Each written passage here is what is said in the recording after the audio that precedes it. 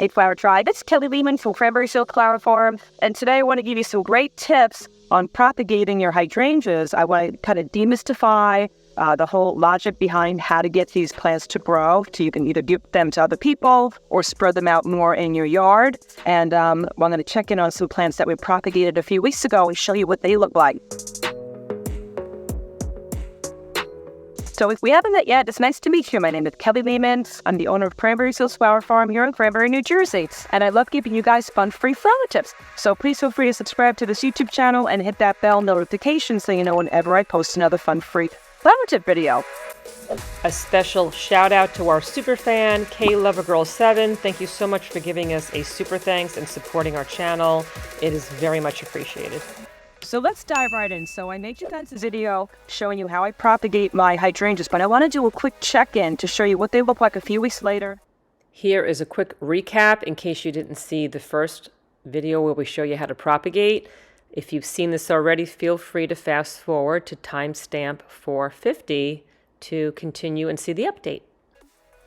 Another way of getting extra plants for free from your hydrangeas is using some cutting. So what I'll do is I'll come into the plant, and this is usually best to do around springtime before your hydrangeas are flowering. And I'll come to them, I'll look for a branch that doesn't have a flower that's formed just yet. And I'm gonna find one that looks super healthy. It's very green, it's slightly flexible.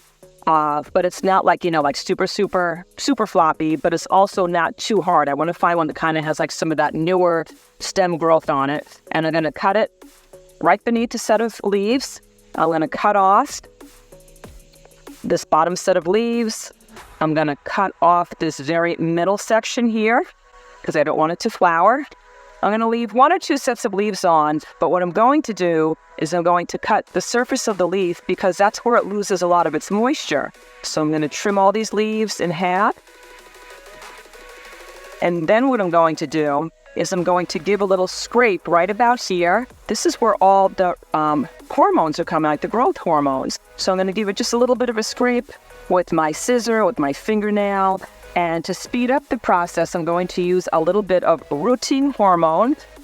And I'll put a link to some of these in Amazon descriptions below. There's a ton of them out on the market. You could find them in your local nurseries also. And if you don't have rooting hormone, it's not a big deal. You could just do it without, but this is going to speed up the process. I'm going to dip that spot where I kind of like removed some of that skin, but I'm going to actually dip the whole stem in this. And this is going to speed up the process of allowing the plant to create roots.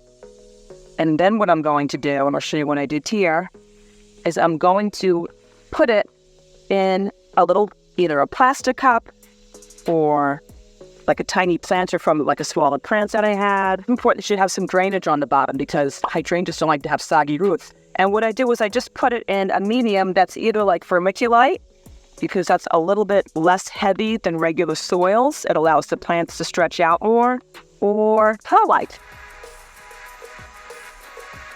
Or sometimes I'll do a mixture of them. And what I do is I'll show you what happened in this plant here. I've actually got 2 little cuttings in here. I wound up putting them in here, and this is a few weeks old. And I like using a plastic cup because sometimes you can actually see the roots develop right through the plastic cup. And I'll kind of lift it up to show you these roots better. Oops. So look at those gorgeous roots. Isn't that crazy? So this plant is already starting to develop, into its own separate, plants. There's actually 2 of them in here, and it needs a bigger vessel. So what I'm going to do is kind of separate them. It's a better idea to just do 1 per cup. I don't know why I did 2 in this one, but now I've got 2 gorgeous hydrangea plants, and you can tell they're really flourishing. This is, coming out. This used to be that little tiny baby little node, and it's going to be a brand new beautiful stem very soon. And these guys are ready to be planted into a larger pot right now. And so this is what one of my larger ones looks like. And I'm going to wait until probably like maybe mid-September to put this in the ground. I want to make sure that I have at least 6 weeks before the first ground freeze to let these roots get established in this actual garden home. And then I'm going to have brand new hydrangea plants. So that's one of my favorite tips on how to get free plants from your gardens.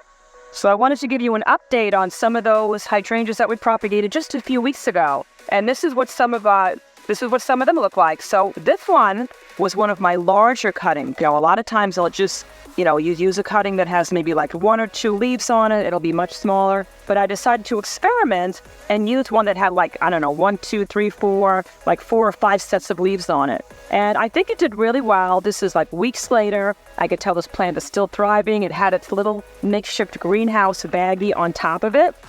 And I made sure that it was down underneath this plant the whole time. So it was always in like an indirect sunlight. As you can tell, the rest of these are. It was never in direct sunlight, so that protected it. It kept that moisture in it.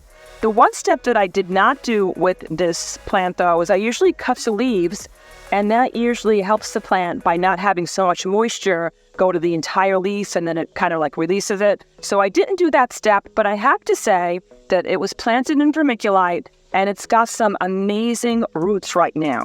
And I'm going to kind of dip it in water to show you the roots a little bit better. Normally, I would just kind of replant this without doing this, watering, cleaning stuff, because it's not necessary. But I do want to show you how beautiful they are. So look at all those gorgeous brand new roots. So this plant is ready to go into a bigger pot right now because it's going to start outgrowing this pot. I have a bigger pot right now, and it's got a mixture of potting soil, vermiculite, and perlite in here. Now, vermiculite and perlite are great planting mediums because they're kind of loosey-goosey. They don't, compact those roots so tightly like potting soil sometimes does. So when I'm babying some plants and I want to let those roots really spread out and grow, I'll wind up using a mixture of them. And you can use any combination. Some people like to just use perlite. Some people like to use perlite and vermiculite. Some people like to use all three. I like to use all three at this stage of the game because I do want my plant to get used to going into like soil, like regular soil, because I want to put this in the garden at the end of the season before things start getting really cold, because I want to get it used to my gardening conditions, so I want to do some soil. So right now, I've got some potting soil, vermiculite, a little bit of perlite in here. I already watered this in. I'm going to give it a little more water now because I want to make sure that those roots can really spread out. And I'm actually going to do this. I'm going to make a little hole with my fingers in the soil because this is about where the plant's going to go. It's almost like digging a hole in your garden. And so I'm going to take this back out. I've got these gorgeous, beautiful roots. I'm going to pop this in the bigger container. And it's going to be good to go. And I'm going to do the same thing now, guys. But I think this time I'm going to not do the makeshift greenhouse over, because now I'm going to start getting this plant used to really being on its own and not being babied too much. So I'm going to put it underneath here. It's still getting protected from that direct sunlight. However, it is getting some sun. And I'm going to water it in just a little bit more. So let's give it just another shot of water to make sure that those roots are going to be nice and moist. And know that there's drainage on the bottom of this pot so that the water will run out and it won't let those roots be soggy. And we'll check back on this in just a few weeks. But I wanted to show you some other things that happened with some of the plants we propagated. This one I absolutely love. This one we planted in a plastic cup. And I love this because you can actually see the roots through the plastic.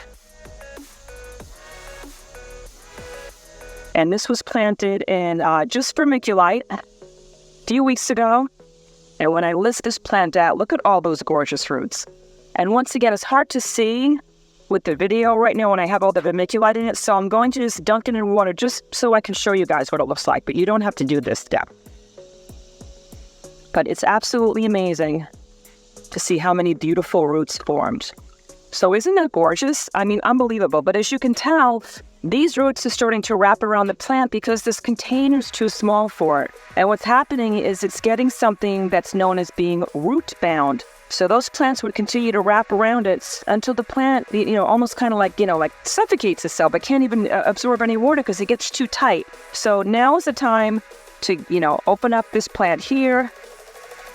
I'm going to wind up loosening up some of those roots so that they're more natural. They're not in that circular formation. I'm being very gentle. And I'm going to use our light vermiculite potting soil all in here. I'm going to make a little hole in here so it's easy for those roots to kind of get adjusted without snapping, away as I'm pushing it in here. I never want to push it in. I want to be gentle. And so I'm going to put this in here. I'm going to lightly put those planting mediums around it. And this was already moistened with water, but I'm going to put a little extra shot of water in here to make sure that those roots don't dry out. And then I'm going to do the same thing. I'm going to put this right in a safe place next to its sister plant there. I'm going to move some of these guys over a bit. And yeah, this is so fun. And guys, I want you to see like just some interesting things. So this is one that I put here. It hardly had any leaves at all. I mean, this looks like it was, like the Charlie Brown hydrangea. So I'm curious if this even did take root because it hardly had any leaves whatsoever. So let's just take a peek. So yeah, listen, not too much going on there. But listen, it still is rooting, so I'm going to give it a shot. But this was very interesting that it just had this little tiny, it was actually just like a little node that actually went up growing. This was like an accidental cutting. But yeah, I'm going to give it a shot. And I will check in on that guy in a little bit. But this was really interesting. I thought this was kind of a cute idea. I had like old corsage boxes, and this just shows you like sometimes you can just kind of work with what you've got. I found an old corsage box that I had, and so what I do was I put some of the perlite in here. I made it really wet. I put some holes in the bottom so there was drainage, and I wound up putting this cutting in here. And I have to tell you, look, it worked. I have a whole bunch of beautiful roots on this plant, so I'm going to let this, keep doing its thing. I'm going to make sure that I add more water to this because it got a little dry, and the same thing with its sister. So beautiful roots here.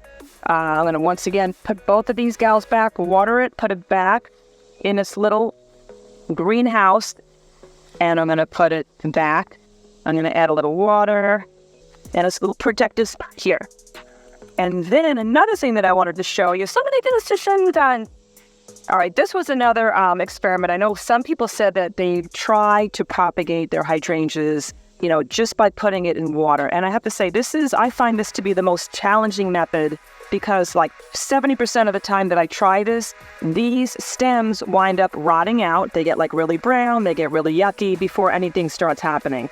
However, I was fortunate to have this stem push forth some really great, like tiny roots, but I was kind of excited that it happened. And I realized that they're coming from like right above where those nodes were, once again, those little leaf nodes, because that's where like all the growth hormones are. So I found it worked better if I didn't do that scratching than I did with the other plants. So I scratched down here, and I think it might have even stopped these roots from coming out. So I had better luck with just leaving it alone. I had to submerge the water, and I do have to say I change the water every day because the water gets super yucky super fast.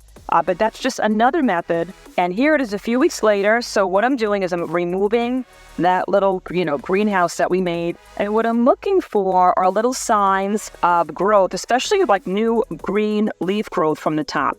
And this guy's looking pretty good. I could tell that he's got some nice growth. And as I'm looking down on top, I could tell that there's a whole bunch of roots. And if I give it a little bit of a tug, I can feel that it's a little bit hard to tug away, which is a great sign that there's beautiful roots that are formed. And look at all these gorgeous roots that are forming down here. So this is a beautiful, beautiful hydrangea that I'm going to wind up planting in my garden now because it's getting cooler. It's the beginning of September, and I want to get it in the ground at least 6 weeks before the ground freezes. So this is a really good one to pick. And here's another one. I'm going to show you some of these other ones.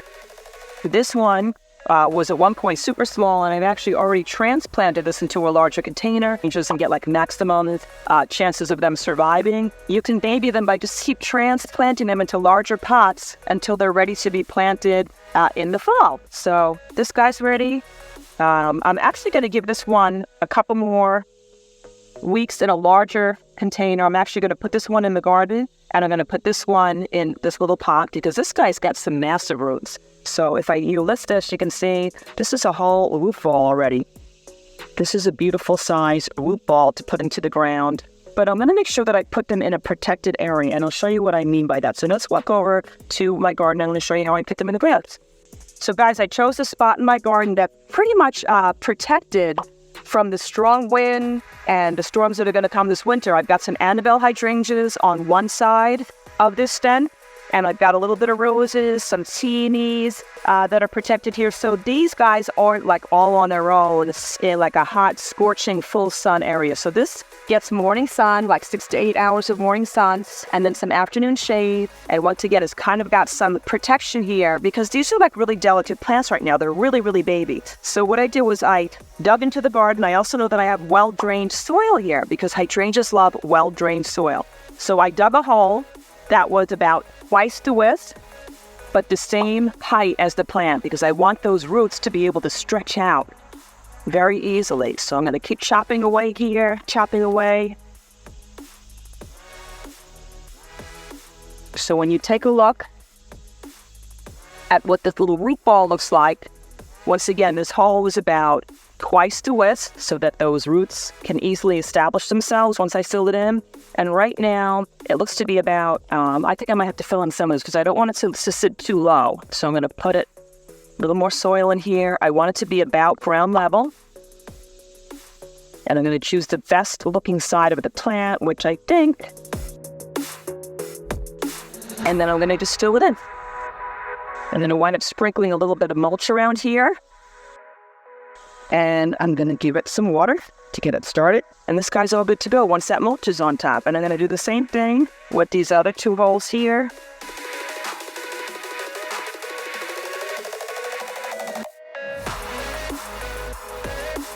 Okay, now these guys are all set to go. Now my spacing might be a little bit tight with these, but what I'll do is as they start to mature, if I find out that they're crowding each other out, because they do look a little bit close to me right now, but as they start to crowd each other out, I'll wind up digging them up in the fall of a future year, and I'll put them in another spot in my garden where I think they're going to be happy, but they might just be happy here, so we'll kind of play that by ear.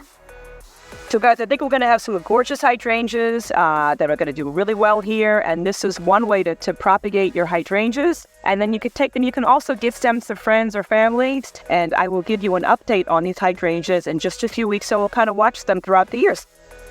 Thanks so much for joining us. Thank you so much for joining us in this video. And please say hi to us over on my Cranberry Fields Instagram page. You can also find us on TikTok. And I made a whole bunch of podcasts for you. You can find those wherever you listen to your podcast. And know that I made a whole bunch of online flower courses for you with easy to follow tips on how to grow beautiful flowers just like these in your own garden. I will put all those in descriptions below. And please also let me know where you're viewing this from in this great, big, beautiful world. I love to see how our flower tribe is growing around the globe each week. Also check out our Kelly Lehman's Flower Tribe Facebook group because there's thousands of gardeners from all over the world and they're asking and answering loads of garden questions over there. And know that YouTube has allowed me to have a super thanks button attached to this channel. And if you'd like to buy us a cup of coffee or let us know if you appreciate these videos, that would be terrific. Or you could just give us a like or a comment below. I would appreciate that. And I will see you guys in the next video.